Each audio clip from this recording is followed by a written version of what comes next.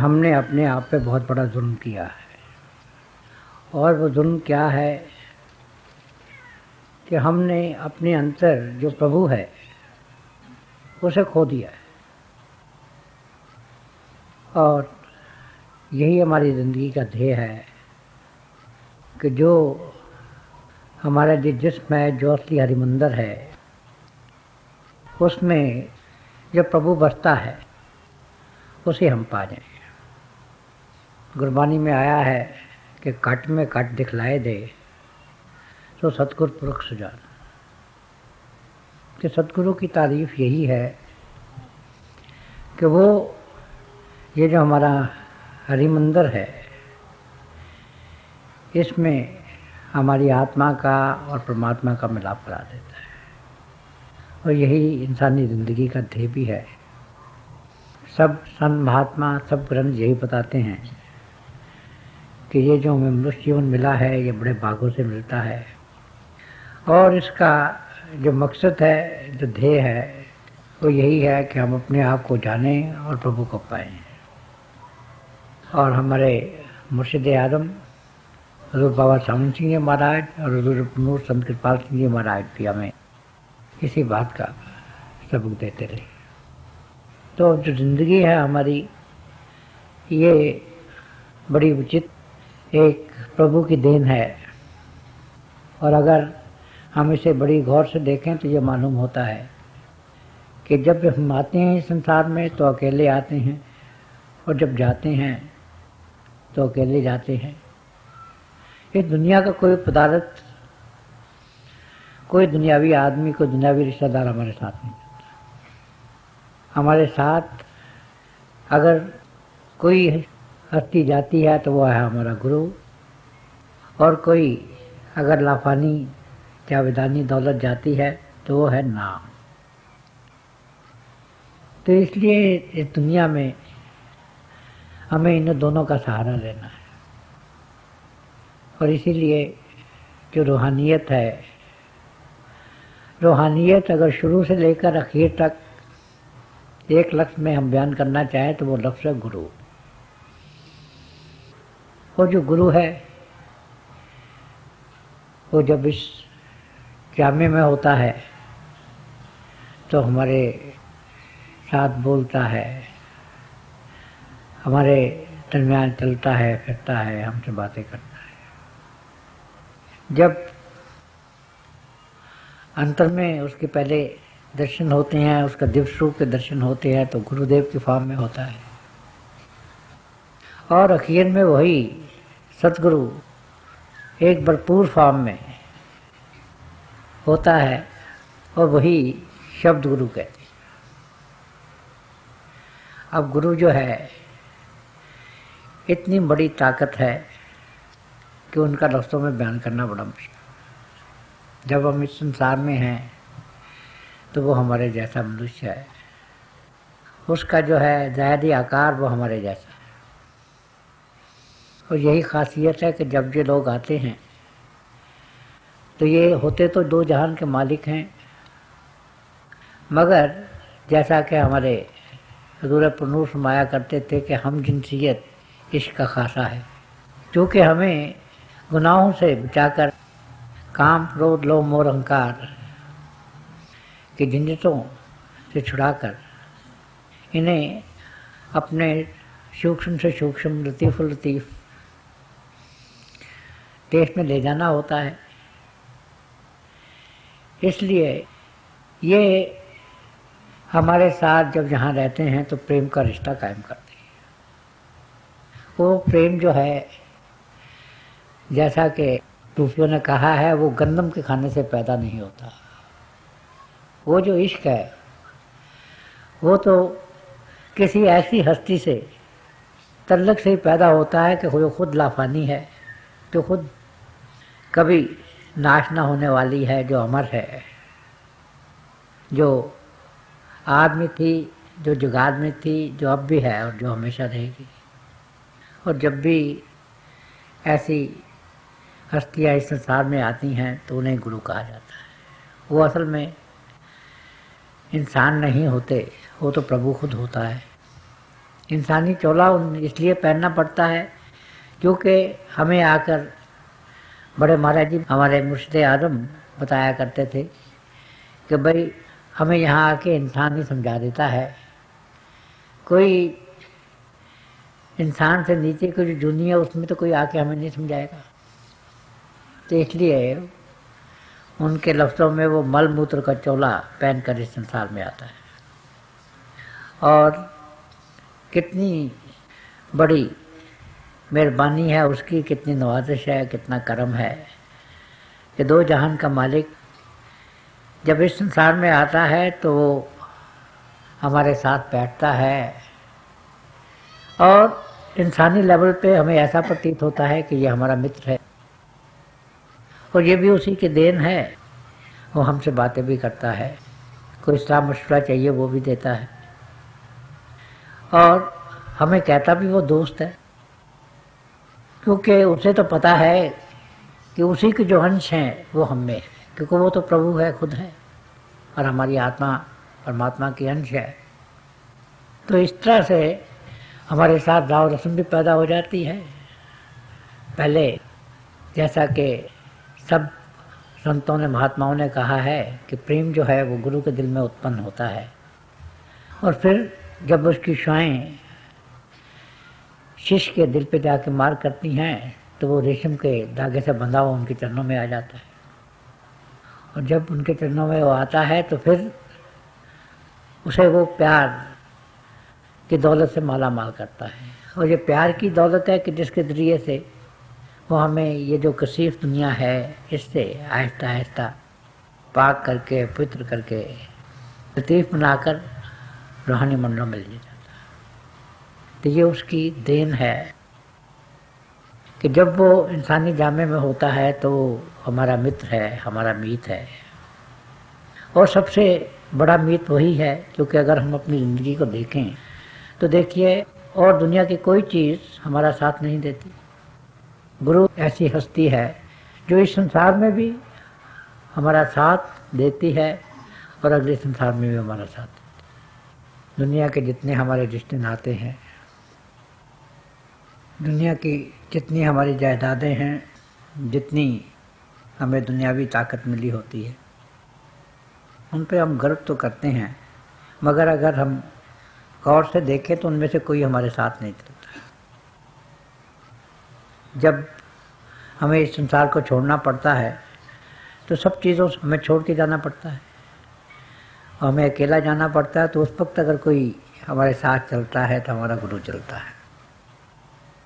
वही गुरु जिसने हम पे इतनी दया की है कि पहले तो हम तो अंधे होते हैं, हमें क्या मालूम कि प्रेम क्या है, और जो खोई हुई भेड़ हो उसे क्या मालूम कि गडरिया कहाँ है।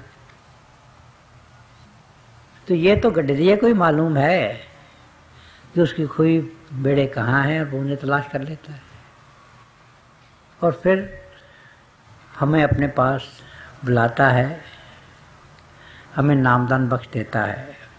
ये जो जीते जी मरने की विद्या है ये सिखा देता है, परा विद्या की तालीम दे देता है।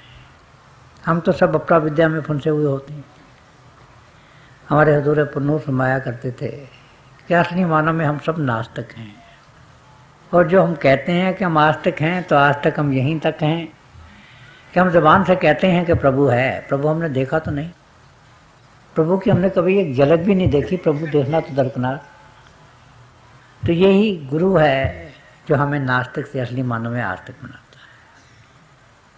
और यही हमारे हजूर पुन्नूर की अज़मत थी, यही उनकी बड़ाई थी कि जब उन्होंने आखिरी कॉन्फ्रेंस की, world conference on unity of man, तो उन्होंने जो इकाई था वो इंसान को रखा, जो यूनिट था वो इंसान रखा।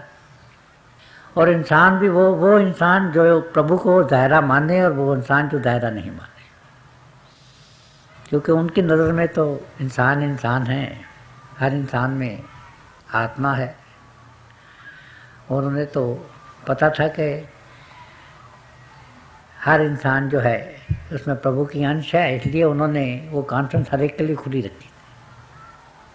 और ऐसी हस्तियाँ ही इतनी उसी और नजरिए के साथ इस संसार में आती है और यहाँ आके वो हमें प्रेम से, इश्क से हमें नवाजता है और प्रभु के रास्ते में चलना सिखाता है।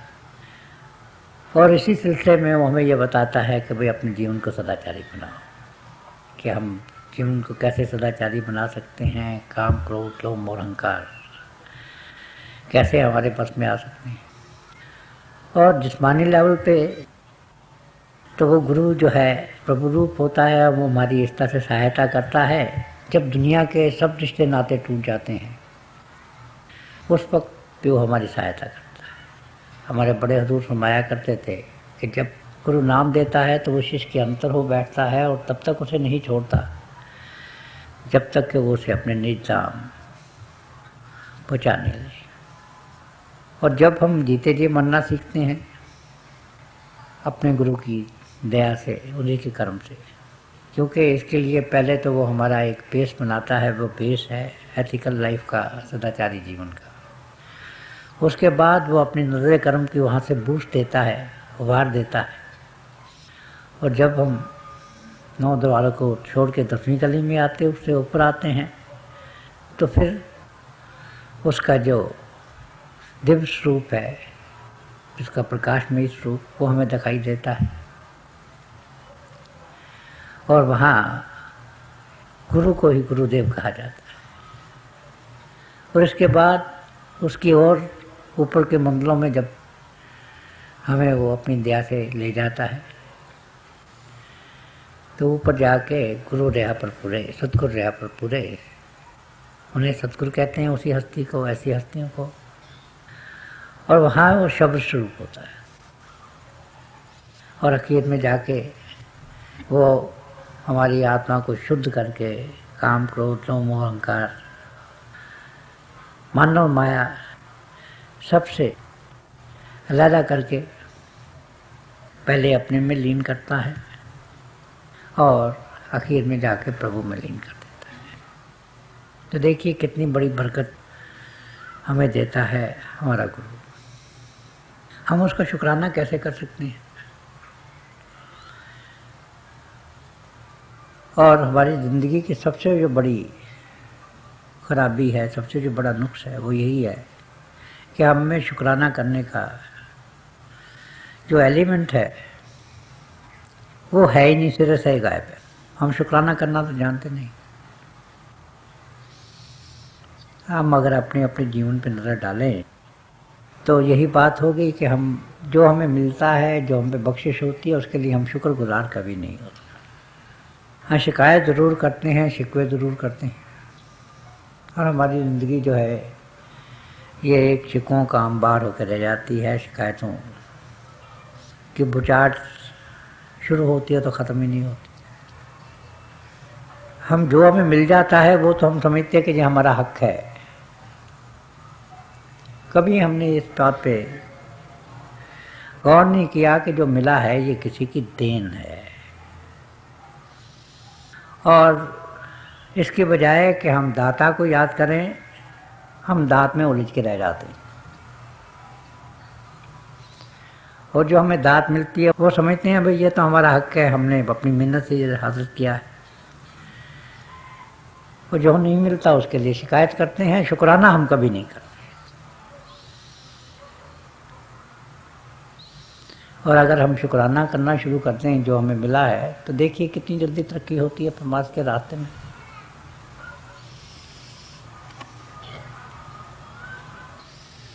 एक हफीज जलंधरी का शेर है कि ये अल्लाह की देन है प्यारे, अपने बस का रोग नहीं, शुक्र नेमत भी करता जा, दामन भी फैलाता जा। तो ये जो शुक्राने की बात है ये हमारे जीवन में आनी चाहिए। शुक्राना करना तो हम जानते ही नहीं। प्रभु का, सतगुरु का शुक्राना क्या करेंगे? दुनिया में देख लीजिए, किसी आदमी ने 10 दफ़ा हमारा काम कर दिया,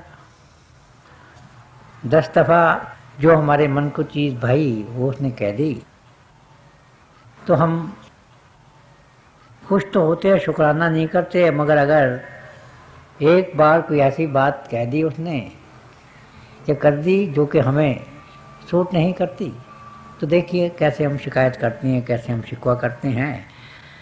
और शिकायत और शिकवे के लफ्ज़ जो हैं, ये तो मैं यूफेमिज्म से इस्तेमाल कर रहा हूँ, बड़े हल्के हल्के लफ्ज़ कर रहा हूँ। वो तो शिकायतों की और शिकवों की हदों से गुजर कर बहुत दूर पहुँच जाते हैं कि जिनका जिक्र भी करना वाजिब नहीं दिखाई देता। और हम प्रभु का शुक्राना कर भी कैसे सकते हैं, ये तो दुनिया की बात है। और उस सतगुरु का कि जिसने हमसे कुछ लेना नहीं, दुनियावी अंदाज में उसने तो देना ही देना है। उसकी ज़िंदगी का तो प्रिंसिपल असूल ही यही है, दे दे और दे। उसने तो जो काम करना है निष्काम करना है। और जब वो हमें देता है तो हम उसे ठुकराते हैं, हम लेते नहीं। वे प्रभु कितनी हमें कितना प्रेम देता है, कितनी बख्शिश देता है, हम उसके देने के लिए तैयार नहीं होते। और हम इस बात को कभी ये सोचना हम गवारा ही नहीं करते कि हमें सदगुरु ने कुछ दिया है। अगर कुछ मिल गया, इस संसारिक मानव में कुछ मिल गया या रूहानियत के मानव में कुछ मिल गया, तो फौरन हमारा मन हमें धोखा देता है कि देखिए ये तो मेरा हक है,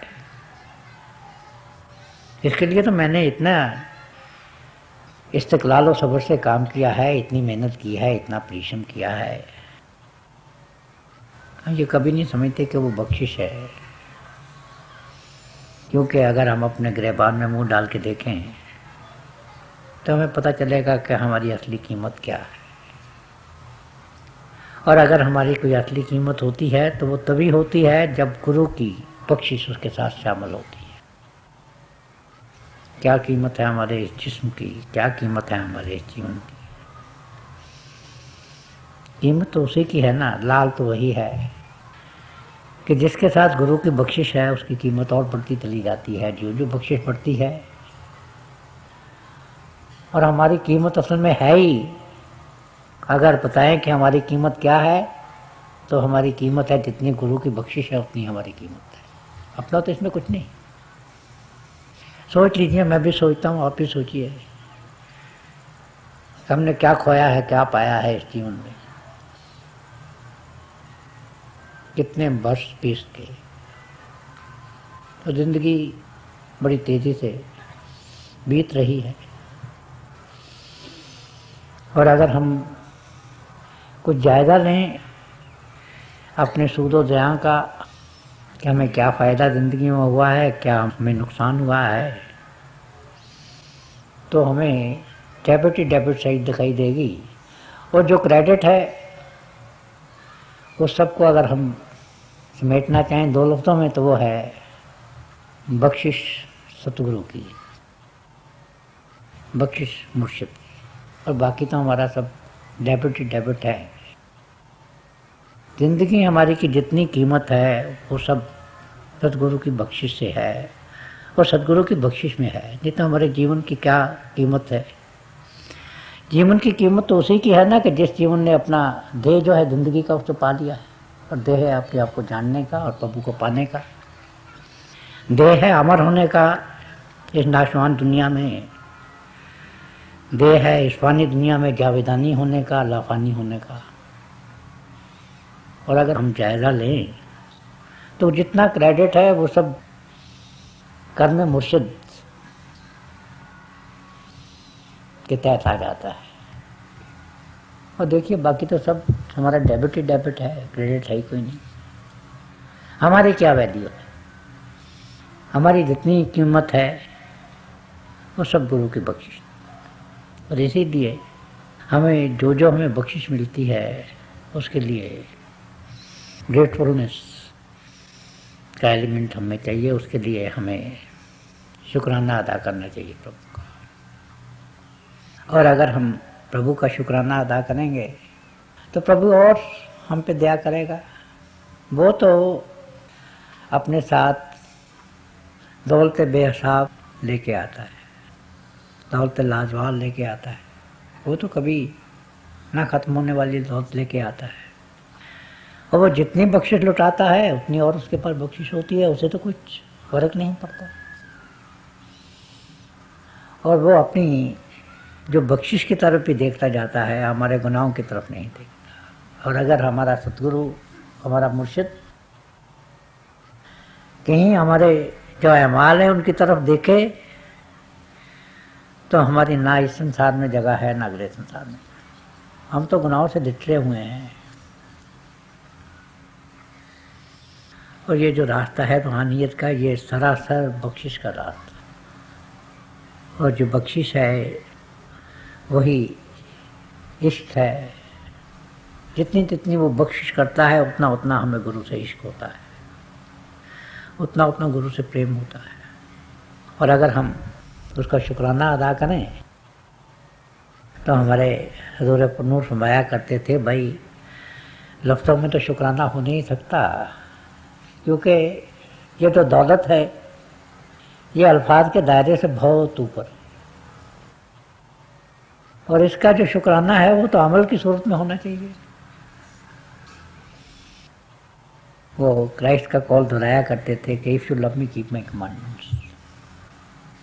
बख्शिश का शुक्राना करना है तो उसकी सबसे अच्छी जो टेक्निक है, सबसे अच्छा जो तरीका है वो यही है कि हम जैसा हमें गुरु हुक्म देता है वैसा जीवन बसर करें।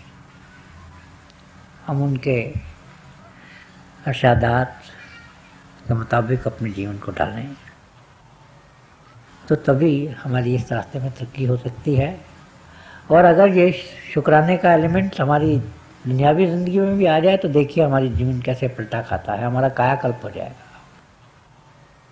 अब देखिए अगर हमारे जीवन में सबसे बड़ी तकलीफ़ कैसे होती है इसी बात की, हम हर एक का शिकवा करते हैं, हर एक की शिकायत करते हैं। जो कुछ हमें मिला है उसका शुक्राना नहीं करते, कभी नहीं सोचते कि भाई ये जो मुझे मिल रहा है ये किसकी नज़र कदम का सदका है। और हमारा मन हम पे इतना हावी होता है कि बात जरा हुई नहीं और हम आग बबूला हुए, हमारे मुंह से कुछ निकलता है, हमारा दिमाग कुछ सोचता है। और अगर हम शुक्राना करना शुरू कर दें तो देखिए हमारी जितनी ज़िंदगी है कितनी शांतमयी हो जाती है, कितनी सब्र और इस्तिक़लाल की हो जाती है, कितनी खुशी की हो जाती है। ज़िंदगी में तो हमें शुक्राना करना चाहिए ना, माँ बाप का शुक्राना करना चाहिए। मेरे पास बच्चे आते हैं, पूछते हैं कि वो माँ बाप का शुक्राना क्यों किया जाए, ख़ास करके जो हिंदुस्तान से बाहर से आते हैं, क्योंकि उन्हें तो माता पिता का प्रेम ही कम मिलता है। तो उन्होंने हमारे लिए क्या किया है, उस्ताद का शुक्राना करें उन्होंने हमारे लिए क्या किया है। वो तो शुक्राने को बात को जानते ही नहीं हैं बिल्कुल। और अगर सिर्फ ये शुक्राना करना ही शुरू कर दें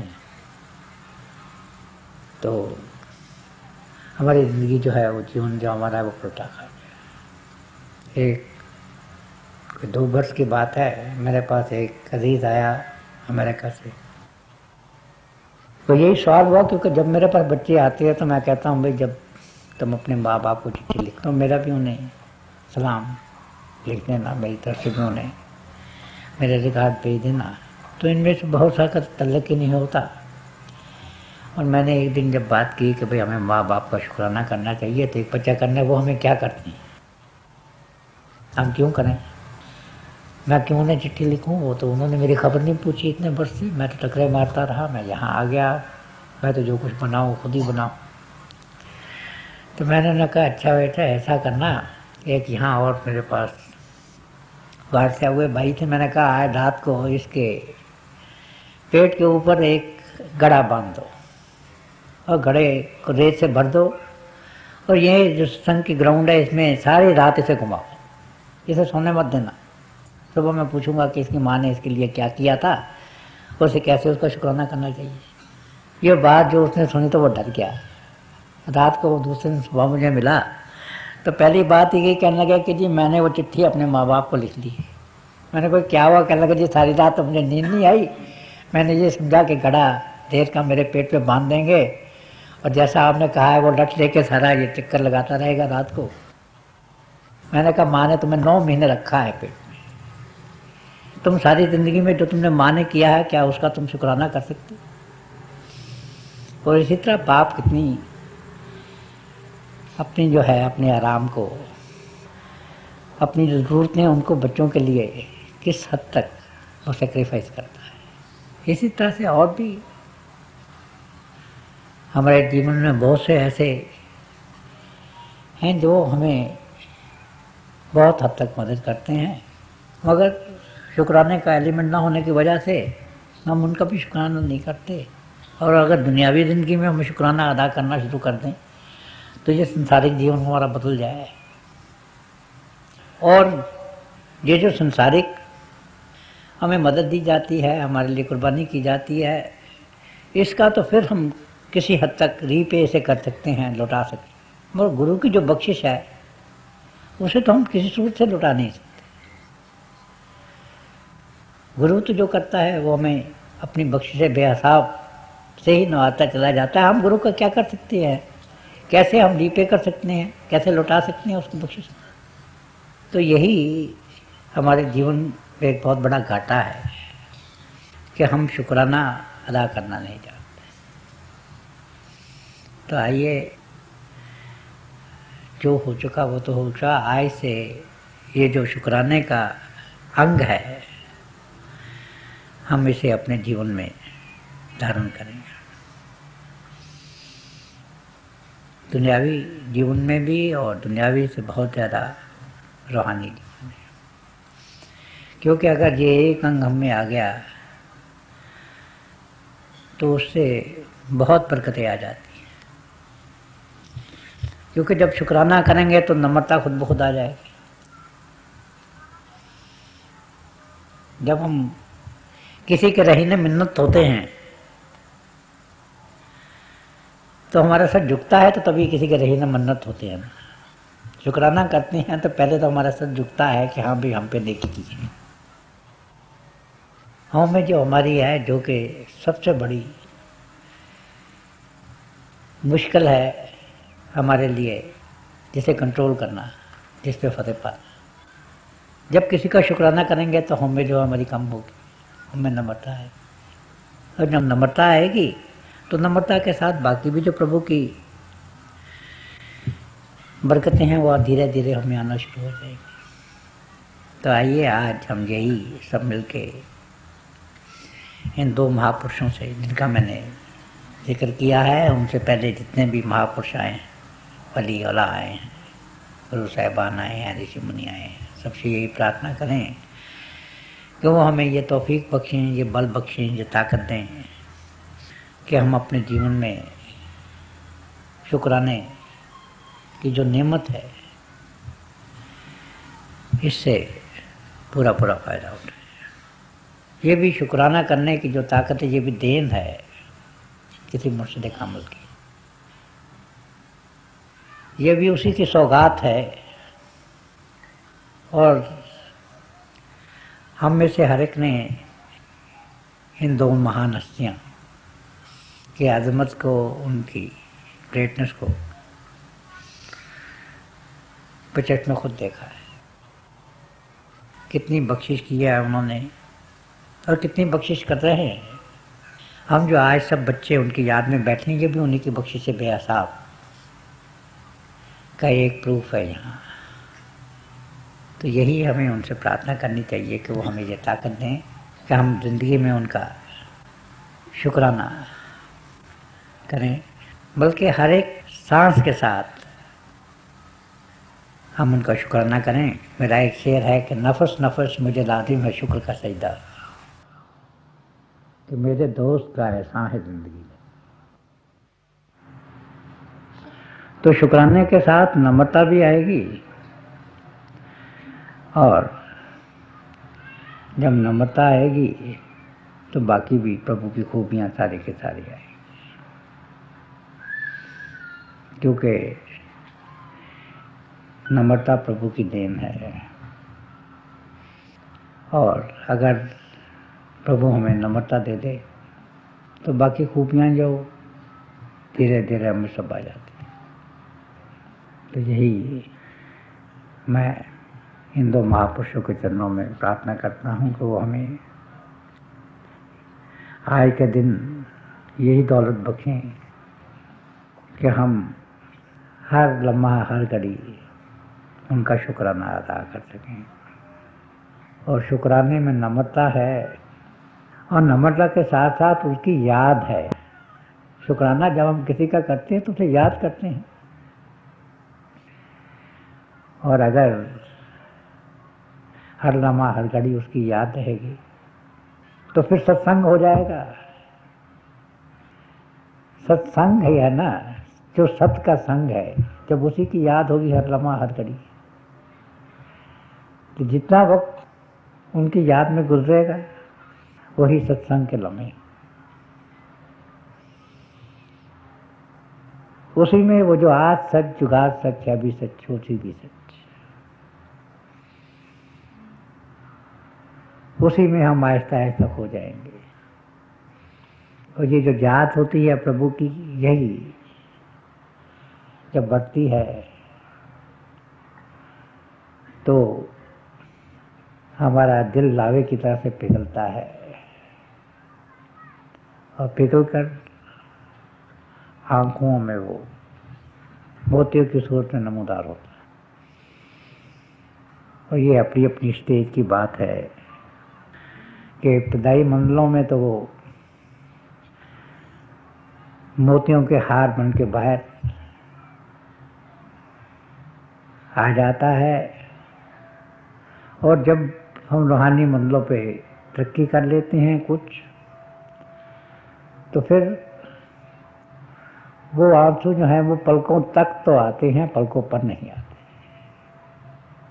और इससे और जब याद बनती है तो हम फिर अपने पिया के ख्याल में खो जाते हैं। और रूहानियत में अपने आप को खोना ही जो है वही अपने आप को पाना है। तो देखिए कि शुक्राने का हमारे जीवन में कितना बड़ा रोल है, कितना बड़ा महत्व। और ये अगर शुक्राने की नेमत हासिल हो सकती है तो ये ऐसी महान हस्तियों के पाए अक़दस की देन है, उन्हीं के चरण कमलों की यह देन हो सकती है। तो आइए हम सब अपनी ज़िंदगी में शुक्राने को प्रधानता दें। बाकी चीज़ों की तरफ तो हम बहुत देखते हैं, बहुत सोचते हैं। अगर हम शुक्राना करना सीख जाएं तो हमें इस बात की रियलाइजेशन होगी, इस बात की सूझबूझ होगी कि हम तो शुक्राना भी नहीं कर सकते।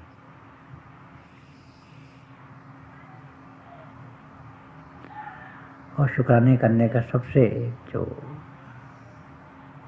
अच्छा तरीका है वो है अमल करना। प्रभु के रास्ते में चलना, और प्रभु के रास्ते में चलना तभी मुमकिन होता है जब जो हमें सद्गुरु हुक्म दे उसके मुताबिक हम अपना जीवन बनाएं।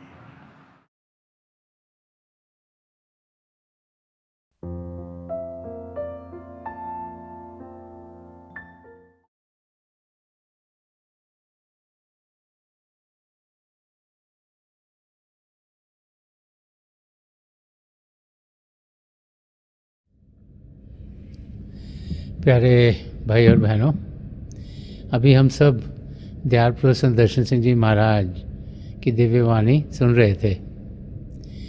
जब भी हमें संदर्शन सिंह जी महाराज के शब्द सुनने को मिलते हैं तो एक नया रास्ता हम सब के लिए खुल जाता है, जिसके ज़रिए हम अपनी मंजिल तक पहुंच सकें। वो रास्ता प्रेम का रास्ता है, वो रास्ता अध्यात्म का रास्ता है। तो थोड़ी देर के लिए आप सब अभ्यास के लिए बैठ जाएं। आप जहाँ भी बैठें आराम से बैठिएगा, अपनी आंखें बंद कर लीजिएगा, और ये आंखों के डेले आई बॉल्स हैं सीधे सामने फोकस होने चाहिए, जैसे 8-10 इंच आपके सामने फोकस हैं। आंखें बंद करते ही वो भाई बहन जिन्हें नाम की देन मिली है आप सिमरन कीजिएगा। और जो भाई बहन यहाँ नए हैं, आप पिता परमेश्वर के किसी भी जाति नाम का जाप कीजिएगा। जाप मन ही मन करना, ऊंचा नहीं दोहराना। आपके सामने रोशनी के चिन्ह आपको देखने को मिलेंगे। शुरू शुरू में शायद ऐसे लगेगा रोशनी आकर जा रही है, रोशनी के चक्र हैं, लेकिन जैसे जैसे आपका ध्यान टिकता चला जाएगा आपको लगेगा रोशनियाँ टिक गई हैं और बहुत से नज़ारे आपको देखने में मिलेंगे। तो जो कुछ आपको दिखता है उसे बड़े आराम से देखिए, प्रेम से देखिए, और आप देखेंगे कि आपकी ज़िंदगी में आपको कितना सुकून मिलेगा, कितनी शांति मिलेगी, और आपकी ज़िंदगी प्रभु के प्रेम से भरपूर होनी शुरू हो जाएगी। थोड़ी देर के लिए आप सब अभ्यास के लिए बैठ जाएं। प्रभु की दया हो कि हम सब जो पिछली सेंचुरी के महापुरुष हैं, हजूर बाबा सावन सिंह जी महाराज, परम संत कृपाल सिंह जी महाराज और दयाल पुरुष संत दर्शन सिंह जी महाराज, उनके वचनों को अपनी ज़िंदगी में ढालें और अभ्यास के ज़रिए प्रभु की प्राप्ति करें। थोड़ी देर में आप सबको इस अभ्यास से उठाऊंगा और मेरी शुभकामनाएं आप सबके साथ हैं।